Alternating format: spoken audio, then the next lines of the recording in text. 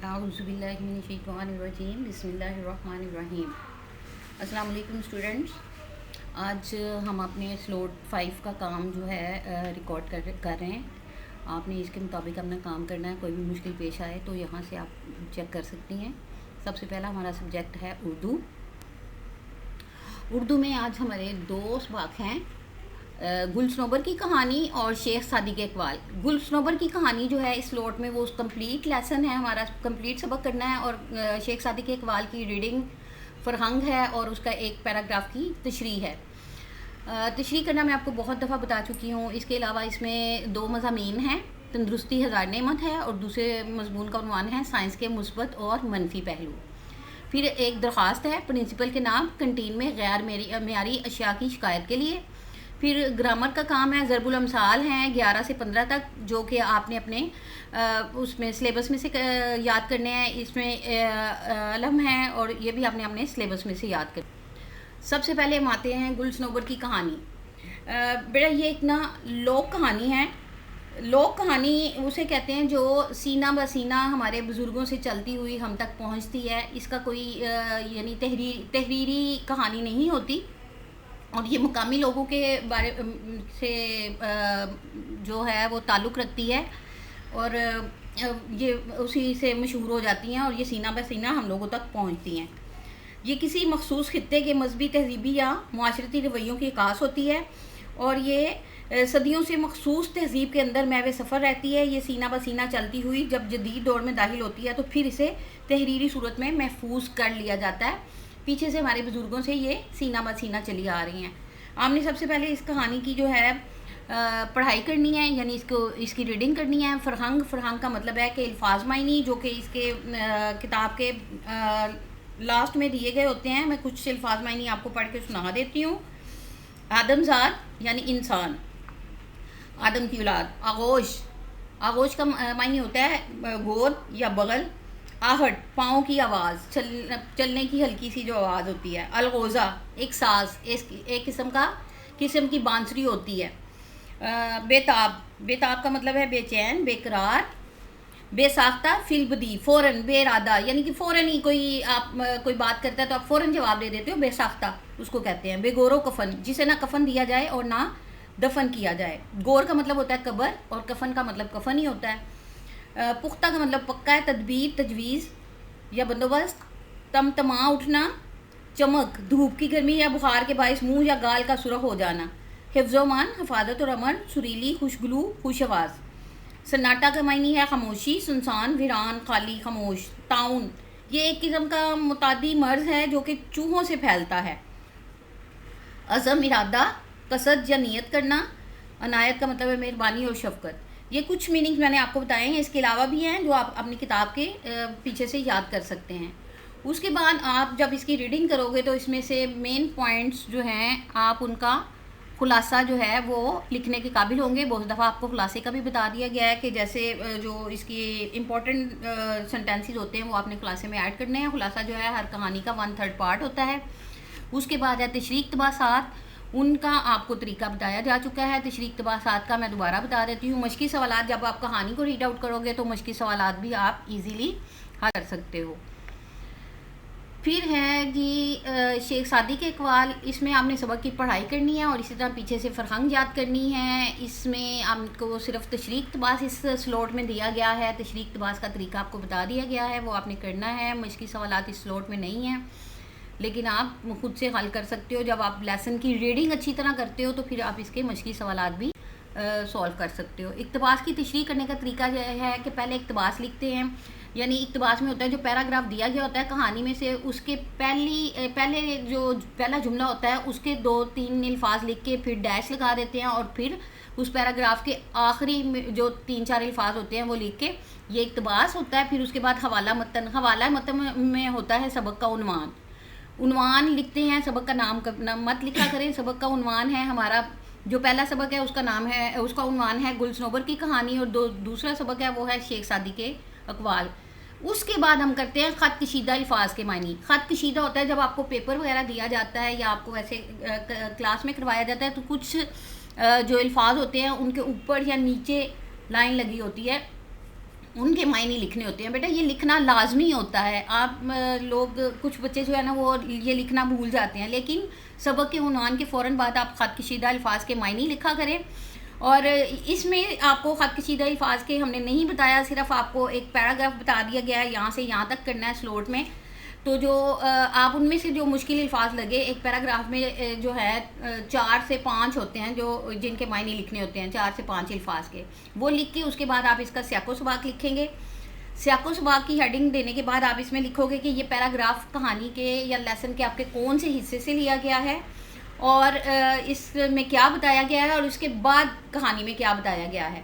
یہ کرنے کے بعد آپ اس کی تشریح کرتے ہو. تشریح میں ہر ایک لائن کو تقریباً اس کو 3 لائنوں میں جو ہے آپ نے وہ کرنا, انکریز کرنا ہوتا ہے. کہ یعنی کہ اگر آپ کی 3 یا 4 لائنوں کا پیراگراف ہے تو وہ کم از کم 10 سے 12 لائنوں کی تشریح ہو جائے. اچھا جی, اس کے بعد ہیں آپ کے مضامین کے لیے آپ کو یہاں پہ آگے جو ہے اگلی سلوٹ میں آپ کو یہ آپ کی ہوتی ہے کریٹیوٹی, یعنی آپ کی تخلیقی کاوش. آپ نے خود سے کرنے ہوتے ہیں. اس کے لیے اہم نکات آپ کو دے دیے گئے ہیں. ان نکات کو مد نظر رکھتے ہوئے آپ پیراگراف کی صورت میں لکھیں گے. مضمون میں ہیڈنگ نہیں بناتے, اس کو پیراگراف کی صورت میں لکھتے ہیں. دونوں مضامین کے آپ کو جو ہیں دے دیے جائیں گے آپ کو اہم نکات. تو یہ آپ نے خود سے ہی اس کو سولو کرنا ہے, یعنی کہ اپنی لکھنا ہے. تخلیقی کاوش ہے آپ کے اندر, جو ابیلٹی ہے ہم اس کو باہر لانا چاہتے ہیں, اس کے لیے آپ نے یہ خود سے کرنا ہے.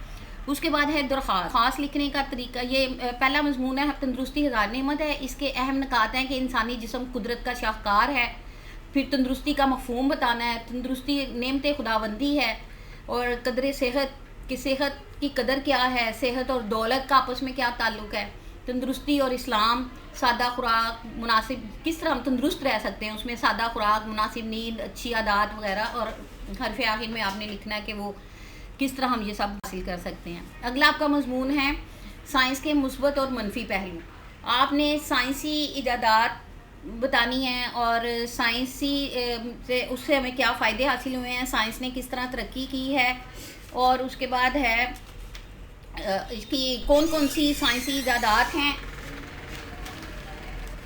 اور آرام دہ اور پرسکون زندگی, پراسائش زندگی ہمیں سائنس کی بدولت حاصل ہوئی ہے. اور اس کے پھر ہے کہ سائنس کے جہاں ہمیں فائدے ہیں وہاں اس کے کچھ نقصانات بھی ہیں. تو ہم نے وہ نقصانات بھی جو ہے وہ بھی آپ نے بتانے ہیں کہ کیا نقصانات ہیں. کچھ ایگزامپلس میں آپ کو دے دیتی ہوں کہ اس کے نقصانات یہ ہیں کہ دیکھیں سائنسی ایجادات سے جہاں ہمارے سفر میں سہولتیں پیدا ہوئی ہیں وہاں پہ یہ پولوشن یعنی کہ آلودگی میں بھی اضافہ ہوا ہے. گاڑیوں کا دھواں, گیس کا دھواں, اور یہ ہم جب لکڑیاں وغیرہ جلاتے ہیں ان کا دھواں جب یہ فضا میں شامل ہوتا ہے تو ہماری فضا آلودہ ہو جاتی ہے. اس سے ہمیں سانس لینے میں تکلیف ہوتی ہے اور سانس کی بیماریاں, پھیپھڑوں کی بیماریاں پھیل جاتی ہیں. پھر اسی طرح جو ہے کہ لوگوں نے اپنے بہت سارے تباہ کن ہتھیار جو ہیں وہ بنا لیے ہیں. ایٹم بام ہے, جیسے اس کا وہ ہے ہائیڈروجن بام وغیرہ ہے. یہ ایسے تباہ کن ہتھیار ہیں کہ جن کو استعمال کرنے سے دنیا لمحوں میں تباہ ہو سکتی ہے. یہ ہلاکت خیز ایجادات ہیں. تو اگر ہم دیکھیں کوئی بھی چیز اچھی یا بری نہیں ہوتی, اس کا استعمال اسے اچھا یا برا بناتا ہے. اگر ہم اس کو اچھے طریقے سے استعمال کریں سائنس کی ایجادات کو تو ہمیں اس کے فائدے ہیں. اگر ہم ان کو برے طریقوں سے استعمال کریں تو اس کے نقصانات ہیں. تو ہمیں ان نقصانات سے بچنے کے لیے ان کو اچھے طریقے سے استعمال کرنا چاہیے. جی, اس کے بعد آگے ہے آپ کی درخواست لکھنے کا طریقہ. یہ آپ کو بتایا جا رہا ہے کہ پہلے عنوان لکھتے ہیں. عنوان ہے کہ پرنسپل کے نام کنٹین میں غیر معیاری اشیاء کی شکایت کے لیے. پھر آپ کو درخواست لکھنے کا طریقہ آتا ہے کہ ہم درخواست پرنسپل کے نام لکھتے ہیں. باخدمت جناب پرنسپل, دائرۃ کم اسکول شاد باغ لاہور, جناب عالی. اس کے بعد آپ نے بتانا ہے کہ ہماری جو اسکول کی کینٹین ہے اس میں بہت سی اشیاء جو ہیں وہ غیر معیاری ہیں. اس میں گھی جو فرائی کرنے کے لیے, چیزوں کو تلنے کے لیے جو گھی استعمال ہوتا ہے وہ بھی کئی دن ایک ہی وہ گھی استعمال کرتے ہیں جو صحت کے لیے مضر ہے. اس کے علاوہ بھی بہت سی چیزیں, کچھ ایسی چیزیں ہوتی ہیں جو باسی چیزیں بھی کنٹین میں جو ہیں وہ بچوں کو دے دی جاتی ہیں. اور اس کے علاوہ یہ ہے کہ کنٹین میں جو ہے صفائی ستھرائی کا بھی خیال نہیں رکھا جاتا. اس طرح آپ لکھ کے کہ ہم پہلے بھی اس کے متعلق آپ کو شکایت کر چکے ہیں، تو اب برائے مہربانی آپ اس پر توجہ دیں، اور کنٹین والے جو ہیں حضرات ان سے کہیں کہ اچھی اور معیاری اشیاء بچوں کے لیے جو ہے کنٹین میں رکھیں، تاکہ بچوں کی صحت پر برے اثرات مرتب نہ ہوں۔ آئی ہوپ بیٹا آپ لوگوں کو سمجھ آ چکی ہوگی اور آپ یہ سارا کام کرنے کے قابل ہوں گے۔ اب ہمارا اگلا جو سبجیکٹ ہے بسم اللہ الرحمن الرحیم، وہ ہے اسلامیات، اور اسلامیات میں ہمارا چیپٹر ہے اذان کی فضیلت۔ اذان آپ دن میں 5 مرتبہ سنتے ہو، تو اذان کی جو اہمیت ہے وہ میں آپ کو بتاؤں کہ اذان کا معنی اور مفہوم کیا ہے، اذان کی اہمیت کیا ہے، اذان کی ابتدا کیسے ہوئی، یہ سب کچھ آپ کو اس لیسن میں بتایا جائے گا۔ سب سے پہلے اذان کا معنی و مفہوم۔ اذان کا لفظی معنی ہے اعلان کرنا اور اطلاع دینا۔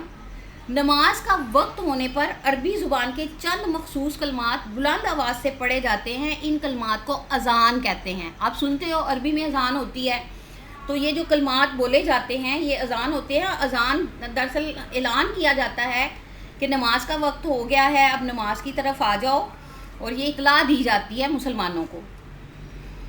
اذان کی ابتدا کیسے ہوئی، اب میں یہ آپ کو بتاؤں۔ اذان مکہ میں جب مسلمان تھے تو انہیں نماز پڑھنے کی آزادی نہیں تھی، وہ چھپ چھپ کے نماز پڑھتے تھے، ایسے کھلے عام نماز نہیں پڑھتے تھے، اس لیے انہیں نماز کے بلاوے کی ضرورت پیش نہیں آئی۔ انہیں ٹائم کا پتہ ہوتا تھا کہ اس وقت اس نماز کا ٹائم ہو گیا، اس نماز کا ٹائم ہو گیا، تو وہ نماز پڑھ لیتے تھے۔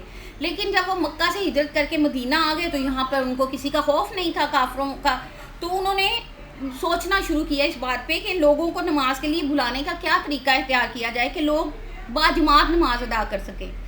تو حضرت عبداللہ بن زید ابھی اسی سوچ میں مگن تھے کہ ان کو خواب میں اذان سکھائی گئی، اللہ تعالیٰ کی طرف سے ان کو خواب آیا، اس میں انہوں نے اذان ان کو سکھائی گئی۔ وہ صبح نبی پاک صلی اللہ علیہ وسلم کے پاس آئے اور اپنا خواب بیان کرتے ہوئے کہا کہ میں اپنی نیند اور بیزاری کے درمیانی حالت میں تھا، یعنی کہ وہ ناپکی نیند میں نہیں تھے، ان کی کچی پکی نیند تھی ان کی، تو اس میں انہوں نے کہا ایک شخص آیا، اس نے مجھے اذان سکھائی۔ حضرت عمر فاروق نے بھی نبی اکرم صلی اللہ علیہ وسلم کو بتایا کہ ایسا خواب میں نے بھی دیکھا ہے، تو آپ صلی اللہ علیہ وسلم نے فرمایا انشاءاللہ یہ خواب جو ہے حق ہے، یعنی سچا خواب ہے۔ تو آپ نے پھر حضرت عبداللہ بن زید رضی اللہ تعالیٰ عنہ کو حکم دیا کہ حضرت بلال رضی اللہ تعالیٰ عنہ سے اپنا خواب بیان کرو تاکہ وہ اذان کہہ سکیں۔ چنانچہ حضرت بلال رضی اللہ تعالیٰ عنہ کو اذان کے کلمات سکھائے اور وہ انہی کلمات کے ساتھ اذان دینے لگے، یعنی کہ جو کلمات آج کل اذان میں کہے جاتے ہیں وہی شروع سے انہی الفاظ کے ساتھ اذان کہی جاتی ہے۔ اور آپ لوگوں کو میں ایک بات اور بتاؤں کہ اسی وجہ سے حضرت بلال کو مؤذن رسول کا لقب بھی عطا کیا گیا۔ اچھا جی، اس کے بعد ہے اذان کی فضیلت اور اہمیت۔ اذان جو ہے اسلام کی ایک اہم عبادت نماز کا اعلان ہے، یعنی نماز سے پہلے اذان کے ذریعے اعلان کیا جاتا ہے کہ اب نماز کا وقت ہو گیا ہے، اس لیے نماز کی طرح اس کی بھی بہت اہمیت ہے۔ احادیث میں اذان کی بہت فضیلت بیان کی گئی ہے۔ آپ صلی اللہ علیہ وسلم نے فرمایا جب نماز کے لیے اذان دی جاتی ہے تو شیطان بھاگ کر اتنی دور چلا جاتا ہے جہاں اذان کی آواز اس تک نہ پہنچے، لیکن اذان جو ہے وہ ساری دنیا میں ہر وقت اذان کی آواز گونجتی رہتی ہے۔ آپ کو پتہ ہے جہاں سے سورج نکلنا شروع ہوتا ہے وہاں جب اذانیں شروع ہوتی ہیں نا، تو جتنی دیر میں ہمارے یہاں پہ فجر کا وقت ہوتا ہے اتنی دیر میں وہاں پیچھے جو ہے جہاں سے اذان فجر شروع ہوتی ہے وہاں پہ ظہر کا وقت ہو چکا ہوتا ہے، پھر وہاں سے چلتے چلتے جب یہاں ظہر کا ہوتا ہے وہاں عصر کا وقت ہو جاتا ہے۔ تو اس طرح تھرو آؤٹ پورے 24 گھنٹے اذان کی آواز جو ہے نا وہ دنیا میں گھومتی رہتی ہے۔ اور یہ ہے کہ اگر لوگوں کو اذان دینے، اور یہ بھی آپ صلی اللہ علیہ وسلم کا فرمان ہے کہ لوگوں کو اذان دینے اور پہلی صف میں نماز پڑھنے کا ثواب معلوم ہو جائے تو وہ اس کے لیے قرعہ اندازی کیا کریں کہ کون اذان دے گا اور کون پہلی صف میں آ کے کھڑا ہوگا۔ اتنی اہمیت ہے نماز اذان کی بھی۔ اور اذان کا طریقہ بھی ہے کہ اذان کا مسنون طریقہ کہ مؤذن جو ہے وہ قبلہ رو ہو کر، یعنی کعبے کی طرف منہ کر کے، جس طرح وہ منہ کر کے نماز پڑھتے ہیں اس طرف کھڑے ہو کر اپنی شہادت کی دونوں ہاتھوں کی جو شہادت کی انگلیاں وہ اپنے کانوں میں ڈالے اور اذان کے جو الفاظ ہیں وہ بلند آواز سے کہتا ہے۔ اذان آپ کو پتہ ہی ہے اللہ اکبر سے شروع ہوتی ہے اور لا الہ الا اللہ پہ ختم ہوتی ہے۔ اچھا جی، اس کے علاوہ جو ہے نماز فجر میں کچھ الفاظ جو ہیں وہ زائد ادا کیے جاتے ہیں. الصلاۃ خیر من النوم، اس کا مطلب ہے کہ نماز نیند سے بہتر ہے. نماز فجر کے وقت جو ہے نا بندہ بہت گہری نیند میں ہوتا ہے، اس کو نا شیطان نے بھی کچھ اس کے اوپر اپنا اثر کیا ہوتا ہے، تو اس لیے یہ الفاظ اس میں 2 مرتبہ دہرائے جاتے ہیں تاکہ لوگ جو ہے نیند سے بیدار ہو جائیں اور یہ سمجھیں کہ نیند سے بہتر ہے کہ نماز ادا کرنا. اس لیے نماز فجر لازمی ادا کیا کریں. اور آپ نماز کا جو ہے اس کے بعد کی دعا کی فضیلت بھی ہے، اس کی بھی اہمیت ہے. نبی اکرم صلی اللہ علیہ وسلم جب اذان سنتے تو مؤذن کے الفاظ کو ساتھ ساتھ دہراتے جاتے، اور جب مؤذن حیا علی الصلاۃ اور حیا علی الفلاح کے الفاظ کہتا تو آپ صلی اللہ علیہ وسلم جواب میں کہتے لا حول ولا قوت الا باللہ. اذان کی آواز سننے والے کے لیے ضروری ہے کہ وہ بھی اسی طریقے کے مطابق اذان کے الفاظ کا جواب دے جس طرح کہ نبی پاک صلی اللہ علیہ وسلم دیتے تھے، یعنی مؤذن کے ساتھ ساتھ الفاظ دہرائیں، اور جب وہ ان 2 یعنی ان پہ آتا ہے حیا علی الصلاۃ اور حیا علی الفلاح پہ تو پھر لا حول ولا قوت الا باللہ کہیں. اور نبی پاک صلی اللہ علیہ وسلم نے فرمایا جو اذان سن کر اس کا جواب دیتا ہے اس پر میری شفاعت جو ہے وہ لازم ہوگی، ضرور اس کے اوپر میری شفاعت ہوگی.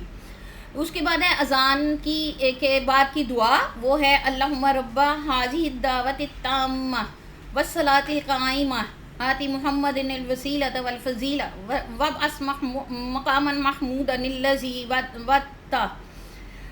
یہ عربی میں یاد کر لیں تو بہت بہتر ہے، ورنہ اس کا ترجمہ بھی میں آپ کو بتا دیتی ہوں کہ اے اللہ اس دعوت کاملی اور قائم ہونے والی نماز کے رب تو محمد صلی اللہ علیہ وآلہ وسلم کو وسیلہ اور فضیلت عطا فرما اور ان کو اس مقام محمود تک پہنچا دے جس کا تو نے ان سے وعدہ کیا ہے. تو مؤذن کے جو فضائل ہیں، مؤذن کہتے ہیں اذان دینے والے کو، اس کے فضائل ہیں کہ قیامت کے دن مؤذن کو بلند مقام و مرتبہ ملے گا. اذان دینے کی وجہ سے مؤذن کی مغفرت کر دی جائے گی، یعنی اللہ تعالیٰ اس کو بخش دیں گے. اور مؤذن کی آواز جس چیز تک بھی پہنچتی ہے وہ قیامت کے دن اس کے حق میں گواہی دے گی، وہ بھی اس کی سفارش کرے گی اس کی بخشش کے لیے. اور جو شخص صرف اللہ تعالیٰ کی رضا کے لیے، اللہ تعالیٰ کی خوشنودی کے لیے، اللہ تعالیٰ کو خوش کرنے کے لیے 40 دن اذان دے گا وہ جنت میں داخل ہوگا. بسم اللہ الرحمن الرحیم. اب ہمارا ہے جو اگلا جو ہمارا مضمون ہے وہ ہے عربی. عربی میں ہمارا ہے الدرس الخامس یعنی سبق نمبر 5، الدرس السادس سبق نمبر 6، الدرس السابع سبق نمبر 7. الدرس الخامس میں جو ہے وہ ہمیں میں اس کے الفاظ معنی آپ کو بتاتی ہوں، پھر میں اس کا قاعدہ بتاؤں گی. اچھا، اس کے میں الفاظ معنی آپ کو بتاتی ہوں. اس کے ہیں الفاظ معنی ہیں، پہلا ہے کتابی.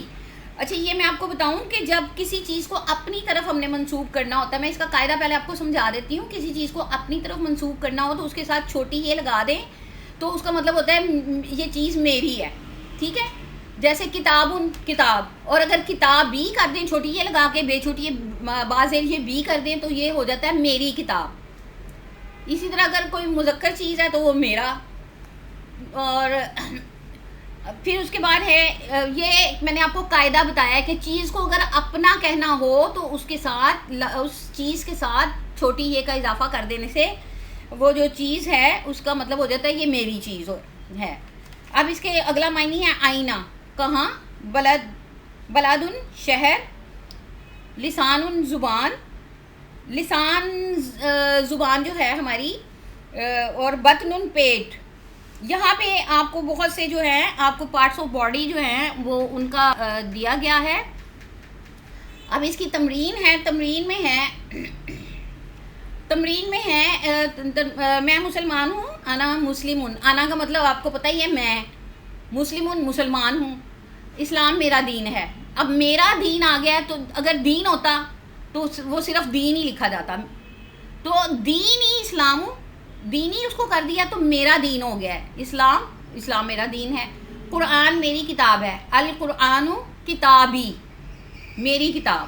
آپ میرے دوست ہیں، انتا کا مطلب آپ، صدیقی میرے دوست ہیں. اب ہے ہمارا درس السادس. دراصل بیٹا یہ ہے آپ کے املا کے الفاظ ہیں، مفردات یعنی مختلف قسم کے الفاظ آپ کو دیے گئے ہیں. یہ آپ کی اس کی تمرین نہیں ہے, آپ نے اس کے میننگز یاد کرنے ہیں اور اس کو جو ہے آپ نے اس کے قاعدے پڑھ کے تو اس کو آپ نے املا کی صورت میں یاد کرنا ہے. اس کے الفاظ یاد کر کے, میننگز یاد کر کے ان کو املا کے طور پر لکھنا ہے. میں کچھ الفاظ کے معنی آپ کو بتاتی ہوں. سقفن, چھت نیچے کی طرف, یعنی جب ہم روم میں بیٹھے ہوتے ہیں اور جو چھت کا حصہ میں نظر آ رہا ہوتا ہے, جس کے ساتھ ہمارا سیلنگ فین لٹک رہا ہوتا ہے, لائٹس ہوتی ہیں, وہ والا حصہ, اس کو کہتے ہیں سقفن. سطحن, چھت اوپر کی طرف, یعنی جب ہم چھت کے اوپر چلے جاتے ہیں, ٹھیک ہے, وہ اوپر کی طرف ہوتی ہے. ظلامن, اندھیرا, جیسے ظلم, ظلم کا مطلب اندھیرا, ظلامن اندھیرا. مطبخن, باورچی خانہ, باورچی خانے کو کہتے ہیں مطبخن. مکانن, جگہ, مکان, ضرب مکان, وہ ظرف مکان اور ظرف زمان آپ نے پڑھے ہوئے ہیں. ظرف زمان زمانہ ہوتا ہے اور ظرف مکان جگہ, چیز جگہ کا نام ہوتا ہے. تو یہ اس طرح. اخن, بھائی. اذن, کان. رجل, ٹانگ. ساقن, پنڈلی. اور اصبعن, انگلی. یہ پارٹس آف باڈی ہیں, ان کے جسم کے نام جو آپ نے یاد کرنے ہیں. اور الدرس السابع آ گیا ہے, اس کا میں پہلے آپ کو قاعدہ آپ کو میں سمجھا دیتی ہوں. اس میں اسم ضمیر کی مشق کروائی گئی ہے اور اسم ضمیر بتایا گیا ہے کہ کسی بھی, یعنی کہ اسم کو ضمیر میں بدلنے کے لیے کیا کرتے ہیں. کسی چیز کو مذکر غائب کی طرف منسوب کرنا ہو, اور ضمیر کا صیغہ وہیں پہ جو غائب ہوتا ہے اس کے لیے استعمال کیا جاتا ہے نا. کسی چیز کو مذکر غائب کی طرف منسوب کرنا ہو تو ہو ضمیر استعمال کی جاتی ہے, یعنی مذکر ہو تو اس کے ساتھ ہو لگا دیتے ہیں کہ یہ اس کی چیز ہے, اس مذکر کی چیز ہے. اور اگر مؤنث غائب کی طرف منسوب کرنا ہو تو اس کے ساتھ ہاں زبر الف ہاں لگاتے ہیں, یعنی کہ یہ اس مؤنث کی چیز ہے. مثال کے طور پر ہے اسموہا, اسموہا سیدہ, سیدہ, اس کا نام سیدہ ہے. یعنی یہ لڑکی ہے نا سیدہ, تو اس کے لیے اسموہا کی ہے. تو اگر لڑکا ہوتا تو ہم کہتے ہیں اسموہو, اسموہو سعیدن, وہ اس کا نام سعید ہے. تو یہ ہو اور ہاں کے ساتھ جو ہے مذکر اور مؤنث کا پتہ چل جاتا ہے. بیٹا آئی ہوپ کہ آپ سب کو بہت اچھی طرح سمجھ آ گئی ہوگی. پھر بھی اگر کوئی چیز آپ کو سمجھ نہ آئے تو آپ واٹس ایپ پہ اپنی ٹیچرز سے کنسلٹ کر کے ان سے آپ پوچھ سکتے ہیں. اللہ تعالیٰ ہم سب کو اپنی حفظ و امان میں رکھے, اور اپنے لیے بھی اور اپنے ملک کے لیے بھی, اپنے ٹیچرز, اپنے پیرنٹس کے لیے دعا کرتے رہا کریں. اللہ حافظ.